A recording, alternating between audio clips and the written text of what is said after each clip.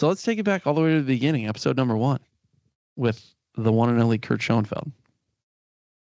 That was a good one for me. I liked it because, like I said, I get to work with him, but he's got some good stories. I can't tell you if the Dog Biscuit one was made up or not, but it was hilarious nonetheless. There's a legit chance that that's completely made up. 100%. But, we'll never know. We'll never know. Yeah, no, that episode, I don't even remember which one that was in our recording, but I was rolling. Like, it was good. I mean, from my standpoint, if our episodes come out like that, where I thoroughly enjoy the episode, dude, I'm all looking forward to these. Yeah. They get, some of them are exciting, some of them are funny, some of them get serious and they get deep. Absolutely. Yeah. And you never know. And you never know when it's going to happen. The last one we did, episode 8, it got personal, got deep. It did. It hit me. I don't know if anybody watches these things. It hit me. Like I got a little teary-eyed. Yeah. Surprised me a little bit. When he talked about his kids following in his footsteps. Dude, that's real stuff, man. Yeah, man. I mean, for any parent that's is watching this, I don't care if you're a firefighter. I don't care if you're a VP of trash pickup. Like, you're a parent. Dude, you want your kids to look up to you. That's at the top, man. And all of his kids are in law enforcement of some way, shape, or form. I thought that was pretty cool. That are medical. His wife's, I think it was RN or in the medical field, and it was either medical or law. Yep. And I'm like, dude, that's impressive. Yep. It's really impressive. Man. Yep. So that was cool. So you have those serious ones, but you also have funny ones. I hope people have been coming along for this journey, because they get better as they go along. We're still pretty new at this, right? But they get better. So you mean we suck still, and we're we're fucking terrible at this, but it's fine. It's fine. So what's funny? I was talking my mom, right? They come up on the podcast quite a bit because they're like our only listeners, right? It's like this running joke. Her favorite moment, you want to guess? She's got a favorite episode. No. Oh yeah. Favorite moment. Yeah. Well, you could guess favorite episode. It's one of the early ones. Anthony? No. She does like that one though. Kurt. No. Philbin. Yeah. Yep. Halloween? Yep. When they when they go bat hunting. Yes. So when they are playing Batman in the dorm, trying to catch a bat, that's her favorite. That was good. Yeah, that was good. And I agree. I thought that was great. Who I think they started calling. Did they have something? One of the guys had a light and showed Batman like the bat signal, or they had some other stuff that was. I mean, they played off of it, obviously, which you have to, for sure. But the fact that they go back to the station and they start brainstorming ways to catch a bat. Yep. That's what the fire service is all about. You just solve problems all day, whether it's a bat or a fire, just figure it out. That's when I started asking the question, hey, have you ever, or how do I ask it? Did that just happen? Yeah. Right. Yep. And the creativity and the originality of these calls. Yep. I mean, obviously firefighters know there's a lot of duplicated calls and they look similar. There's always something that makes it a little bit different. And hey, we had a bat call. Might have another one with a little bit of variable to it and change what house it is, when it is. I mean, that's the funny part. Like, you're never bored. They're out there like, how can we do it better? Right? Like, get after it. I love it. Yeah. No, that's funny. That's her favorite. Yeah, Your I mom's thought it was favorite. hilarious. Yeah. That's funny. I would never. You know what? That's funny because I would not have guessed that one. Um, but it was a really really good one. Um, what does she not like? I guess let's hone in on your mom, man. What does she not Um, like? Did we screwed up something? we don't. I mean, we really don't have time for what she doesn't like. She can be very opinionated. She's not listening to this episode, is she? She probably is listening to this episode, so I'm I probably love gonna your catch a mom. wooden I spoon upside my head. I love your mom. Okay, I just Yeah, let her know. yeah, I will. She'll know. She'll hear it. Oh, so what surprised you in these episodes? Anything that took a left turn or That's what a you good didn't see? question. Um, I think across the board, the thing that probably surprised me the most was how how relatable the stuff that these guys deal with is to everybody else.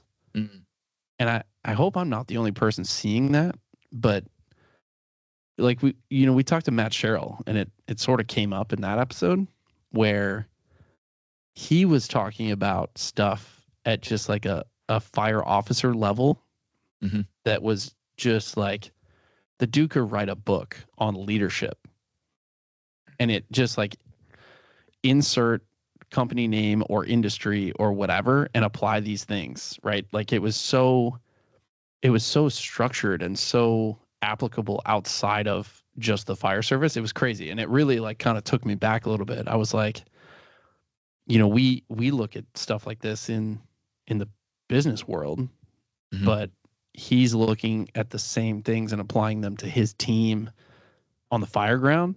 mhm. And it was cool to just hear him articulate some of that stuff. I think, it wasn't what I was expecting, but it was awesome.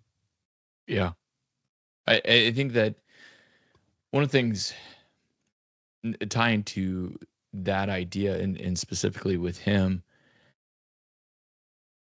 a lot of these guys that we've interviewed so far, they don't see any abnormality or any uniqueness to what they're doing. Yep. Right. And so I think that's where the applicability comes for anybody that's even outside the fire service. I mean, you and I both have heard people listening to this that is not a firefighter, that For sure. is, you know, not even connected to the fire service, and they talk about the lessons or Yep. what they can tie into, and it's funny how these guys we're interviewing have no idea. They're like, oh well, that's just kind of what I do. Just Like, another day to them. he's just another day. Yep. And so I think that's been a surprise for me. Yep. The stories obviously are, I don't think it was a surprise because you and I sit here and we listen to, fire chiefs, fire officers, firefighters tell their stories, and rolling, Yes. rolling, right? The detail to their stories, or the exaggeration of their stories. Right. They're storytellers, man. Yeah, They for are. sure. And hence trial by fire. Like, we're looking for those untold stories or the ones they forgot. Yep. They sunk in the back of the brain and just, oh yeah, I saw a llama, or was a goat on fire. It was goats. Yeah, Goat. I think it was goats. Let's go with llama. Llama sounds better. And that's kind of where it goes. They're like, oh yeah, not a big deal. Right. Yeah. Well, for you. Yeah. Well, we ask like what's the the thing that goes, did that really just happen or whatever? And the guys that have been in the game, they have seen, it's funny because they all kind of say the same thing. Like, yeah, nothing really surprises me anymore. Right. Even though they see new stuff all the time, but it's just like, now it's just part of like, hey, yeah, we had some llamas in a barn, they caught on fire. So next time, what are we going to do about it? They just like, game plan for the next time without even thinking about it. Yeah, and the fact of numbing the nerves to not get surprised by calls, I mean, that's part of their job description, right? And Yep. so they need to have some level of, hey, that's just what we do. Yep. Because if they walk onto a new scene, they're like, whoa, I've never seen this before. They can't really do the job very well. Exactly. Yeah. And so at the same time, I think it's important to draw those stories out after the call, because then you can be surprised by it. But as you go into a call, yeah, you want to keep a level emotional Right. reaction. But afterwards, you can play with that a little bit. That's Yep. fun. Yep. And I think that just the journey of pulling these stories out. Do we ever tell anybody how to get in contact with us? Is that a thing? I think we did in the intro, Ooh. but it is definitely a thing. So Our- should we? How should we Our do that? information is on pretty much all, if I'm not mistaken. Our contact information is on all of the like podcast descriptions. Okay, Should be. Well, that will work. If and it's then, not, If it's not, it will be. it will be. If not, we could even say that. You could email us. Mine's easy, jbuck@jaredbuckley.com. And I am not RJ, just to be Nope. clear. He's I not. am Jared. I'm RJ. I'm It's true. Jared. And you can just reach me. It's also very easy. It's RJ Snyder, SNIDER @howlrescue.com. And we also should share, I think it is important if you hit subscribe button, if you hit a follow button, however you listen to the podcast, because somehow that helps our podcast, doesn't it? I think so. Yeah. It's I like haven't an quite figured out how the gnomes and the elves make it work in the background. You know, they're running around. They have to take breaks from making cookies, I think, to push the podcast through. But Are It we helps. allowed to tell stories that were offline, like maybe your presentation and how people write and type really fast with Victor? Are we allowed to bring those stories into this episode? those are trade secrets. Dang Can't share them. Can't share that. But it's classic. It was good. So it comes back to these stories and engagement. If you guys have, the listeners have opinions on how they want us Oh, for sure. to dive into this. If there's Stuff you want to hear stories, more? Yeah. yeah. If there's certain type of people that you want us to go reach after, like send us a Sure. note. Yeah. We'd love to hear it.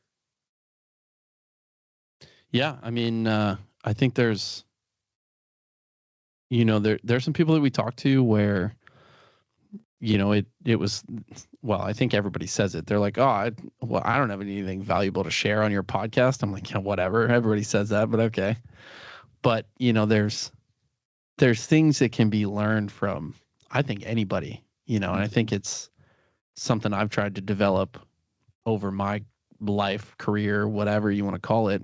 Go into every conversation with an open mind, right? Mm. Go into try and learn something, not just agree or disagree or whatever. And I think if you can do that, if people out there are listening to these with an open mind, there's a lot to be learned. Mm-hmm. And I think you and I both stand on a foundation and understanding that there's power in stories, right? You and I Yep. personally have our own stories that we've gone through that shaped who we are.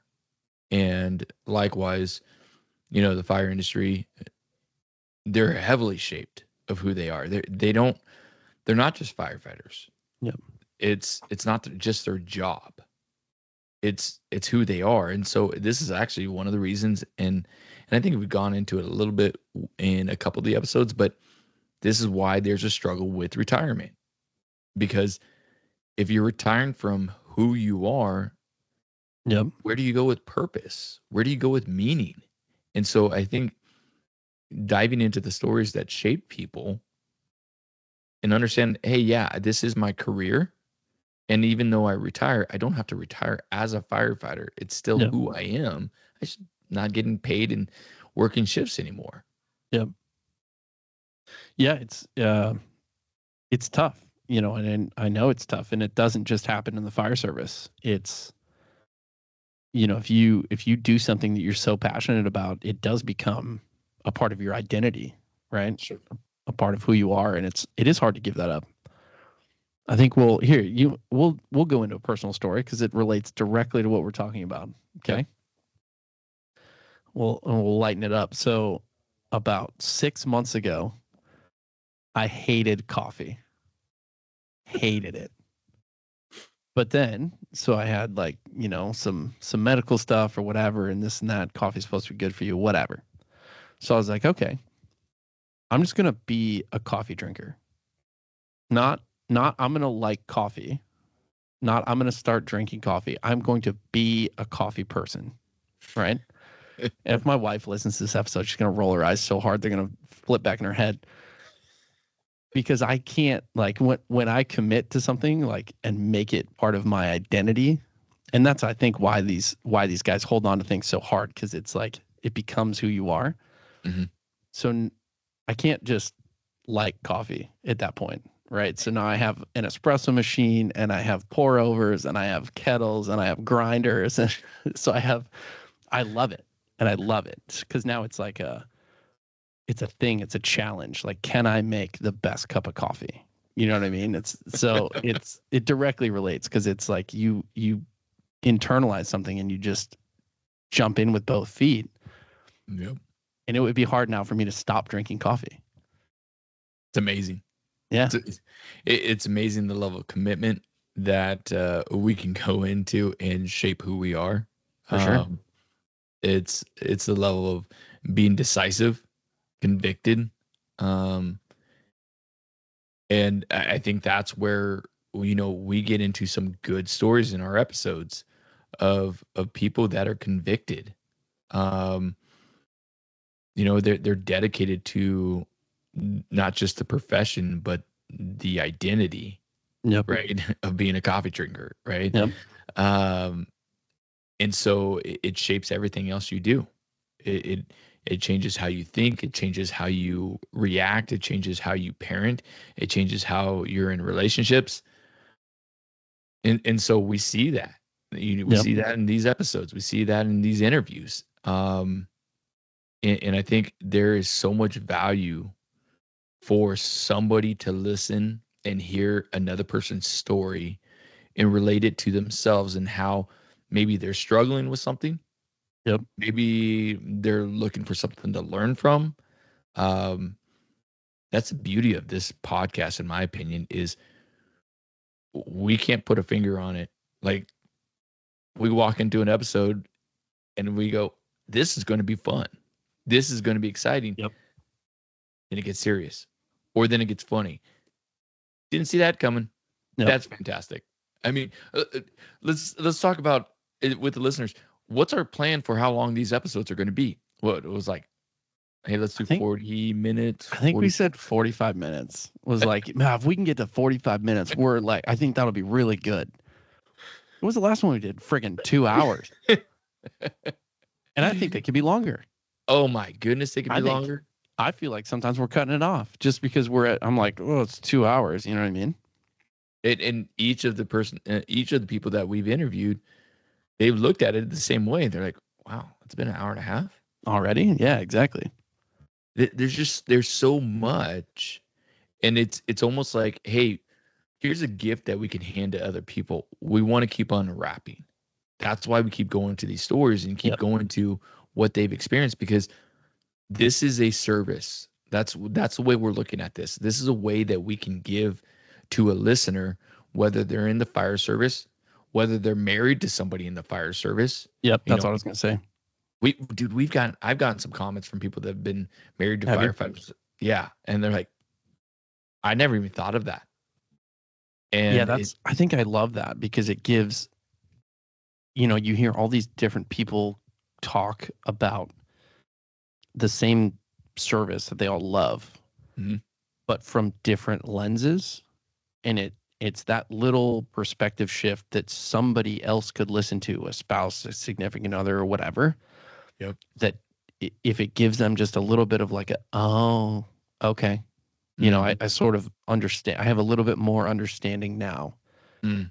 I think that's the coolest thing that we could do ever. Yeah. Yep. You know what I mean? No, absolutely. And it comes back to this whole, hey, how do we help the fire service? The fire service isn't just firefighters. Yep. It's everybody involved, everybody between. And so constantly looking at ways that we can serve and help and, fill in the blank. And we know from the spouse standpoint how big of a deal that is. How big of the kid thing is. Yes. Right. And some are doing well with it. Some are struggling with it. Okay. How can we help? Like, what can we do? And maybe we don't have all the answers, but by diving into other people's stories, they can share what they possibly have done, good and bad, and people can learn from it. Yep. I agree. I mean, you can only make decisions with the amount of information that you have, right? So I think if somebody listened to some of these stories and got a little bit more information and, one thing became a little bit more clear that might help a decision down the road, that's what I'm here for. Yeah. Yeah, absolutely. So where do we go from here? What do you see going into the next few episodes? What are you looking forward to? What are you hoping to maybe draw in that's new or explore a different avenue? Yeah. What are you looking forward to? Yeah, I was just going to say I'm excited to just see where it goes, right? People ask, they're like, how many followers do you have? How many listens or views or whatever? And I'm like, I honestly don't care. Like we talked about it the other day after Dan was on. I love talking to these people about their experiences and it's just so personally rewarding that it's not to say I don't care because I want other people to hear. So I do want more people to discover this so they can share and learn and whatever. Sure. But I don't know. I'm excited to see what happens. I'm excited to get more people on, possibly bring some people back, and get maybe a couple of guests on at the same time. Because I think that would be cool to have some people share stories together and you start to bounce ideas off of one another and, oh yeah, we did that on this call and this and that. So I think that would be cool. Can I propose something here? Sure. It's our podcast, Jared. We can do what we want. That's true. So we're going to interview my brother. Yes. That will be happening, even though he says he has no stories and has nothing to share. I hope people listen to this first and then the episode with your brother, because immediately it'll be bullshit. Correct. And I hope everybody understands what I'm about to propose, because we won't tell my brother this.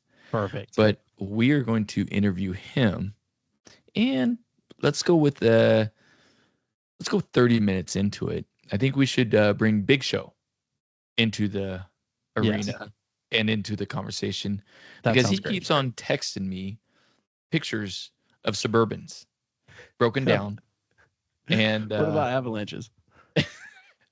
That too. Yeah.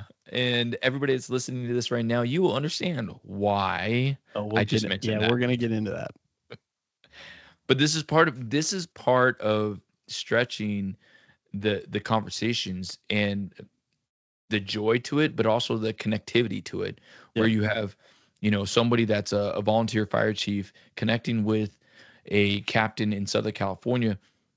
They're the fire service, but let's be honest, they're completely different in so many ways, but there's a core that they have similarities to: the service, the ability to be witty. Like there's so much to it. There's commonality, but there are a lot of differences too. Yep. And I think that would be the advantage of pulling in more than just one guest at a time. And, having conversations go in ways that we can't always predict. That's the fun part. Yes, that I agree with. So we have a proposal on one of our next episodes, and I will not be telling my brother. Good. And the reaction will be good. I just know that. Yep. I'm looking forward to it, man. I think it's gonna be a good time. I think, we sort of opened it up, but honestly, if anybody has any feedback or stuff that they would like to hear more about, we're open to it. We're always open to suggestions. We're just kind of having the conversations that we have, right? They kind of have their own direction, but happy to explore certain topics if it was of interest to the listeners, we'll call it. Yeah. As we keep on growing, we'll figure out some of these ways that we can keep on serving y'all. And that's the drive behind all of this. Find the stories, find the people, and find a way that we can serve you through the stories, through the lessons, and keep on serving the fire service. Big thank you to everyone so far for if you've listened to every episode up to this point. You're a gold member. We need to give them a name. Yes. They need to qualify for something. Platinum, elite status, big kahuna. We'll come up with something, I think. And maybe your mom has to be the first member, though. Like Yeah, I think she's probably going to listen to this, and I'm probably going to get a phone call because I think she has listened to every one of them. Yeah. We need to send her an award. Or maybe we name the award after her. Yep. I mean, that could be a thing. We'll see. My wife might make it this far, and if she does, we'll give her an award too. Really, she probably deserves an award anyway, probably as does your wife. You know what I mean? Just my wife, up with the two of us. My wife comes in and said, "You started a podcast?" Oh, I'll listen to it at some point. Oh, cool. Yeah. Trying to track my wife down is not always an easy thing. Chasing 5 kids, and but every so often she'll surprise me and say, "Yeah, I listened to this." Oh, yeah, nice. God, yeah, the joy. All right. That's all I got. Till next time, folks. Yeah. Thank you all. And you will be talking to you soon. Absolutely.